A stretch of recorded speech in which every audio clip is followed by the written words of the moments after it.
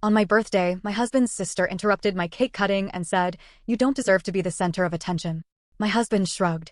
"She just likes to joke around." I smiled and said, "Then she'll love my joke too." Moments later, her face went white as she realized what I had done. I, 34 female, have been married to my husband Ryan, 36 male, for 8 years. We live in Chicago, and for a long time, I thought we had a good marriage. It wasn't perfect, but what marriage is? I loved him, and I believed he loved me. But there was always one problem in our relationship: his sister, Olivia, 38 female. Olivia has always been the type of person who thinks the world revolves around her. If you have good news, she has better news. If you get something nice, she suddenly needs the exact same thing, but bigger. If you accomplish something, she finds a way to downplay it. At first, I didn't think much of it. Some people just have that personality. Annoying, sure, but not worth making a fuss over. But over the years, it got worse. She made our wedding about her by announcing her engagement at our reception. That relationship lasted 4 months. When I got promoted, she interrupted the celebration dinner to announce she was thinking about going back to school. She never did. And every time I brought it up to Ryan, he brushed it off. "She just likes to joke around. That's just Olivia. It's not that big of a deal." Well, it became a very big deal. Last month was my birthday. Nothing crazy, just a small dinner party at our house with friends and family. I had a rough year at work, and Ryan suggested we keep it low-key. I thought it was sweet of him, and I was genuinely excited. Everything was perfect. The food, the music, the people. I was actually happy. But Olivia was too quiet. I should have known she was planning something. Right as I picked up the knife to cut my birthday cake, Olivia clinked her glass. "Before we do this," she said, standing up, "I just have to say something." I put the knife down. Everyone turned to her. She smiled. "I just think it's so cute that we're all here making a big deal out of this. I mean, come on. 34? That's hardly an achievement." People laughed awkwardly. Then she smirked and said, "But you know what is an achievement? Creating life. And guess what? I'm pregnant." The room erupted in gasps and congratulations. I stood there, frozen, cake knife still in my hand. "Ryan?" He shrugged. "She just likes to joke around," he muttered. And that was it. My birthday, my one night, was completely gone. Olivia was soaking up all the attention, hand on her stomach, fake modesty all over her face. I should have been angry. And I was. But more than that, I smiled. Because Olivia had no idea what was coming. 3 weeks before my birthday, I found something. Ryan left his laptop open one night while he was in the shower. I wasn't snooping, really, I wasn't, but an email popped up with a subject line: "Deposit confirmed." It was from his bank. And it was a transfer of $2,500 to Olivia. I stared at it. Why was Ryan sending that kind of money to his sister? Something felt off. So I did what any person with half a brain would do. I went looking. And what I found made me sick. Bank statements. Dozens of transfers from Ryan to Olivia over the past year. Thousands of dollars going to her account every single month. Texts. Conversations between them that made my stomach turn. Olivia. What if she finds out? We can just tell her the baby is someone else's. Ryan. She won't. Just keep quiet. I sat there, staring at the screen, and the reality of it hit me like a brick wall. Olivia wasn't just attention-seeking. She was sleeping with my husband. And she was pregnant with his baby. I didn't cry. Not at first. I just sat there, hands shaking, heart racing. Then I got up, grabbed my purse, and left. I didn't know where I was going. I just walked. After about an hour of wandering the streets, I made a decision. I wasn't going to yell. I wasn't going to cry. I was going to make both of them regret this for the rest of their lives. So I hired a private investigator. Within days, I had everything. Photos, messages, receipts. Olivia and Ryan sneaking into a hotel. Credit card transactions for dinner dates, gifts, even a weekend trip. I printed everything, put it in a nice little folder. And then I waited. I waited for my birthday. I waited for Olivia to do what she always did: steal the moment. And she did. Now, standing in front of me, basking in the attention, she had no idea that her whole life was about to fall apart. I picked up my wine glass, smiled, and said, "Wow, a baby. That's amazing news, Olivia. And it's even crazier considering the father is already married." Silence. Olivia's smile dropped. Ryan turned pale. Someone whispered, "What?" I pulled out my phone, tapped the screen, and watched as the room exploded. Olivia gasped. Ryan stammered. His mother nearly fainted. I just stood there, calm, steady, in control. Because for the first time in years, I had finally stolen something from Olivia. I had stolen her entire world. For a few seconds, nobody moved. Nobody spoke.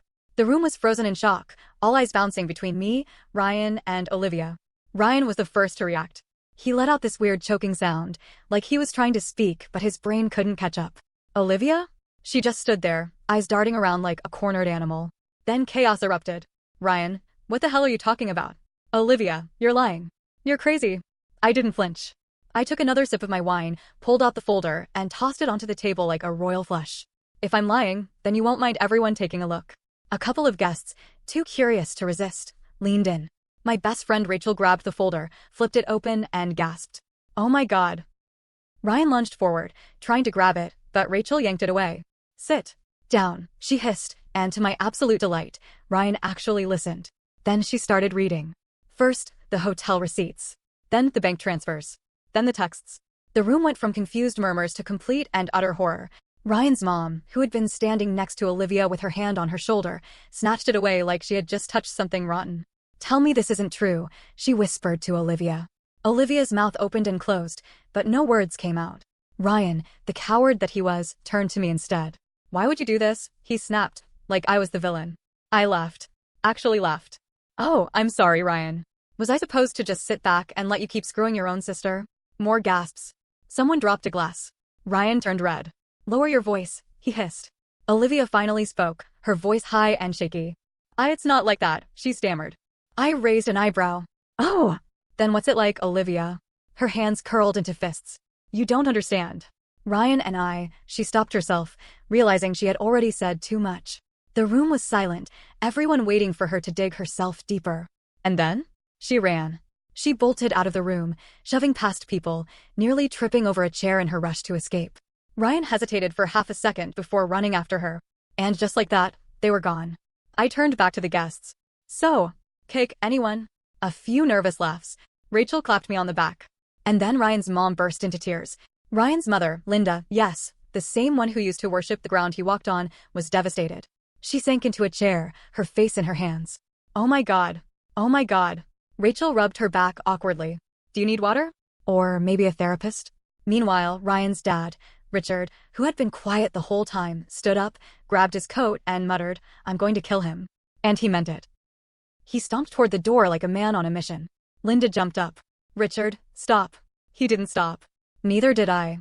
I followed him out the door, just in time to see Ryan and Olivia arguing in the driveway. And let me tell you, Olivia had completely dropped the innocent act. You idiot, she screeched. How the hell did you let her find out? Ryan ran his hands through his hair, pacing like a madman. I don't know. She must have been snooping. That was it. Oh, you think I was snooping? I snapped, stepping forward. You left your damn laptop open, you moron. They both whipped around. Ryan paled. Olivia's nostrils flared. And Richard? Richard didn't say a word. He just decked Ryan in the face. Ryan hit the ground. Blood. Broken nose. Probably a concussion. It was beautiful. After Richard's punch, things escalated fast. Olivia screamed. Ryan groaned, clutching his face. The neighbors must have called the cops, because 10 minutes later, 2 squad cars pulled up. An officer stepped out. What's going on here? Ryan, still on the ground, groaned, my dad hit me. Richard shrugged. Yep. The officer blinked. Why? I stepped in. Because my husband was sleeping with his own sister. The disgust on the officer's face was priceless. Jesus Christ, he muttered. At this point, Olivia had started crying. Fake, whiny, attention-seeking crocodile tears. It's not what it looks like, she wailed. One of the cops sighed, rubbing his forehead. Ma'am, I don't even know what the hell this looks like. Ryan, bleeding all over his shirt, croaked out, just get me out of here. The cops took one look at him, then at Richard, and sighed.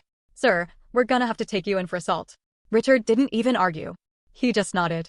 Before they could cuff him, Linda ran outside, hysterical. Please, no. Don't arrest him. Please. She was sobbing so hard she could barely stand. Rachel had to hold her up. One of the cops, clearly not wanting to deal with this mess, sighed. Look, if he doesn't press charges, we can let this slide. Ryan, still lying on the ground, muttered, I just want to go home. The cop turned to Richard. You good with that? Richard scoffed. I've already wasted a punch on this piece of shit. I'm not wasting any more energy. And that was it. The cops left. Ryan and Olivia crawled into Ryan's car and drove off. And I walked back inside, picked up my cake knife, and cut myself the biggest damn slice of cake. Because the best part? This wasn't over. Not even close. The night should have ended there. I should have gone to bed satisfied, knowing I had burned their little secret to the ground. But as I sat there, eating my cake while the party fizzled out, I had this nagging feeling in the pit of my stomach. Something wasn't right. Ryan and Olivia had left too quietly. No shouting, no last-ditch attempt to spin the story, no desperate excuses. Just a quick getaway. That didn't sit well with me. Ryan never just walked away. He always had to have the last word, the final punch, the upper hand. And Olivia? She was a professional victim. Yet, instead of a full-blown meltdown, she had just slithered into Ryan's car and disappeared. I knew they weren't done. And I was right. I woke up to 50 missed calls and a dozen unread texts. At first, I thought it was just fallout from the party. Maybe Ryan's family had more to say, or maybe one of my friends wanted to rehash everything over coffee. Then I saw the name on my screen. My boss. And the message underneath made my blood run cold. Call me ASAP. We need to talk. I bolted upright, my heart pounding. I dialed immediately. Hey, what's going on? His voice was stiff, cold. We received an email about you this morning. Multiple emails, actually. My stomach dropped. What do you mean? Someone sent HR a package. Screenshots, photos, accusations. He hesitated. It's serious. I felt like I was drowning. What kind of accusations? Sexual harassment. Embezzlement. Workplace bullying. They even attached a supposed testimony from a former coworker. I nearly dropped the phone. What? That's insane. I know. He sighed. But corporate takes this stuff seriously. You're on administrative leave while we investigate. I couldn't breathe. My hands were shaking so hard I almost dropped the phone. Who the hell would? And then it hit me. Olivia. Of course it was Olivia. That conniving, desperate, evil little. I clenched my jaw so hard it hurt. This wasn't just revenge. This was war. I spent the next few hours in full damage control mode. I called HR. I called my lawyer. I even reached out to some coworkers to see if anyone had heard rumors. The testimony? Fake. The coworker they supposedly got it from had never written it. The embezzlement claims? Bullshit. But the email was anonymous, and since HR had to follow procedure, I was still stuck in limbo. And Olivia knew that. She wasn't trying to win. She was trying to make me suffer. Well, two could play that game. That same afternoon, I got a call from an unknown number. I almost ignored it, but something told me to pick up. Hello? Silence. Then a hesitant voice. Is this my name? Yes. Who is this? More silence. Then, my name is Melanie. I think we need to talk. It's about Olivia and Ryan. I went completely still. What about them? A deep breath on the other end. Then, I'm Olivia's former best friend. And I know everything. I met Melanie that evening at a coffee shop. She was in her late 30s, blonde, with tired eyes and an expression that screamed, I've been through some shit. She wasted no time. Olivia is a snake, she said bluntly. And I know what she did to you. But trust me, she's done worse. I leaned in. Tell me everything. And oh, she did. Apparently, Olivia had a history of destroying people's lives. She once got a former friend fired by planting drugs in her car and anonymously tipping off the police. Charges were eventually dropped, but the friend lost her job. She faked a stalker and blamed an ex who dumped her, ruining his reputation. She even tried to blackmail her own mother for money. But the real bombshell? Olivia has done this exact same thing before. What do you mean? I asked, my skin crawling. Melanie hesitated. Then she pulled out her phone and scrolled through her messages. 3 years ago, Olivia had an affair with another married man. When his wife found out, she tried to ruin her. Olivia fought back by making up fake accusations, just like she's doing to you. My stomach turned. What happened to the wife? Melanie sighed. She lost everything. Her job, her reputation. She moved out of state. Olivia won. I felt physically sick. Why are you telling me this? I asked. Melanie met my eyes. Because Olivia finally screwed me over too. And I want her to burn. By the time I got home, my brain was on fire. This wasn't just about me anymore. Olivia was a career psychopath, and if I didn't stop her, she'd do this to someone else. So I did what any rational person would do. I called the PI again. I need you to find everything you can on Olivia, I told him. Every dirty secret. Every past scam. Every skeleton in her closet. He chuckled. You got it. And then I made another call. To Richard. Ryan's father. The man who had already punched his own son in the face. Richard, I said, my voice calm and steady. How would you like to help me destroy Olivia and Ryan? Silence.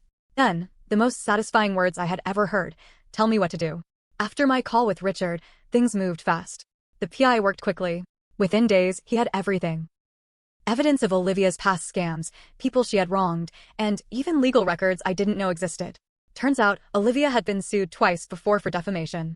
She settled both cases out of court, but it was clear she had a pattern of destruction. Meanwhile, Melanie came through with something even bigger. She got in contact with Olivia's ex-best friend, the one Olivia had framed for drug possession, and convinced her to talk. When I heard the full story, I knew exactly what I had to do. It was time to end this. I planned everything down to the last detail. Richard pulled some strings and convinced Linda, Ryan, and Olivia's mom to host a family intervention at their house. We framed it as a way to fix things and talk it out. Olivia and Ryan both agreed to come. They had no idea what was waiting for them. The night of the confrontation, the tension was thick. Ryan and Olivia walked in together, acting like nothing was wrong. Olivia had on her usual smug expression, like she still believed she could talk her way out of this. She had no idea that she was walking into her own execution. Richard sat at the head of the dining table, stiff and angry. Linda looked drained, her eyes red from crying.